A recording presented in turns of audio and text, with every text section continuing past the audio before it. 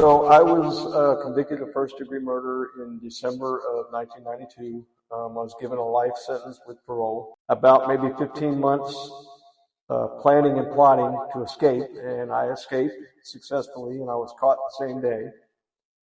And I was put on maximum security, and I tried to escape from there, so they kept me on there for 19 years. The commissioner at the time, I forget his name, but he mandated that everyone in maximum security without a write-up for 3 to 5 years was to be given the chance to go back to the general population. So I didn't have a write-up for about 5 years before that, so they gave me the chance to go back to population. I went back to population, and within 6 months, I accepted Christ as my Savior, and I went into the prayer room. I don't know if you've ever heard it or not, but it's a prayer room about this size, or wherever they can get it, and it's quiet. They put soundproofing in it, and you're in there alone with God. And I told God, I said, okay, listen, I see where you're pointing me, and I want what you have, and I want to be what you want me to be. And He hadn't let me down. He's guided me and led me to the right places at the right times. Men of Valor came along. I read our governor's book, his autobiography, about 6 months before Men of Valor came to my prison. And I prayed about it. I prayed that they come to my prison so I could get in their program. And they did. I was one of the first to go down there, and I've been with them ever since. So when did you get paroled? I got paroled in September 1st, 2023. This was my first parole hearing, and on a life sentence after doing 19 years on max for escape and another attempted escape. And just, I was a troublemaker. I mean, I was bad. And when I accepted Christ, it was in 2014, by the way, and I just went wholeheartedly toward Him. Took every opportunity to go to classes, seminars, any kind of Bible courses. I got a bachelor's degree in biblical studies.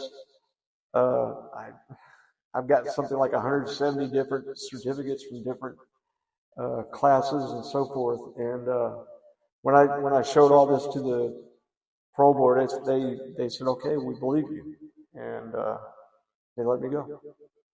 That's amazing. Yeah. So you completed the 12-week course in prison. Yeah. And then you came out and you did the 12-month here, right? In Knoxville, or were you in Nashville? I was in Knoxville here. Okay. So were you part of the original group, or on the wall there, the picture of graduates? Are you on the first row, the second row? Where are you at on there? I am number 10. Oh, very nice. So, yeah. Okay. A little story about that. I almost got kicked out of here because I lost my first job. I had a penitentiary mindset, and somebody was approaching me with some things, and I approached him right back. I said, "Listen, you're not going to do this. I'm not going to get into the whole story, but it was basically we were arguing and back and forth over about a week, and finally he found out that I had done time for murder, and he went to HR and told them he was afraid of me, and they had to let me go. And they were going to let me go from here, but they prayed about it, and they decided to give me another chance. And it worked. I kind of straightened out. But I did my year here, and then within 3 months after graduating, they hired me as transportation coordinator. That's awesome. So are you at the graduate house, or are you on your own? I'm here. I have my own place here. Oh, that's amazing. Okay. Yeah. So what has been your experience over the last couple of years seeing men come and go from here? What is it that's different about Men of Valor? Well, it's the love. If you go to anywhere else, it's about the money. All they want to do is make sure that you do what you're told to do, you pay your dues, and that's it. They don't have any kind of love toward you. yeah, they might have some, respect or whatever, but that's all they're looking for. That's most of these groups. I'm not saying all of them. Of course, there's some good groups out there, but most of them out there are in it for money. And this place is not. They will give you grace. If you need time to pay, they'll give you grace. Yes, they ask for uh, program fees, which let's just say it's another word for rent, but it's program fees. But they will give you grace if you need grace. They will allow you to stay here until you can afford it. Um, they have done so much. There's a guy that was in here for. We knew he was going to be in here for 90 days. It's a 1 year program. But this guy, we knew he was going to stay here for 90 days and leave. But every day we poured into him.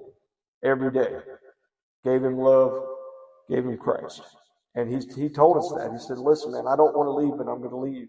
He said, "You guys have given me something I've never had before, you know." And it's like that with everyone here. We pour into them. A lot of the men here are from broken families.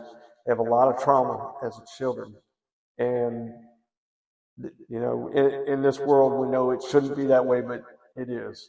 And that trauma is what leads a lot of people to prison, a lot of people to crime, a lot of people to drugs.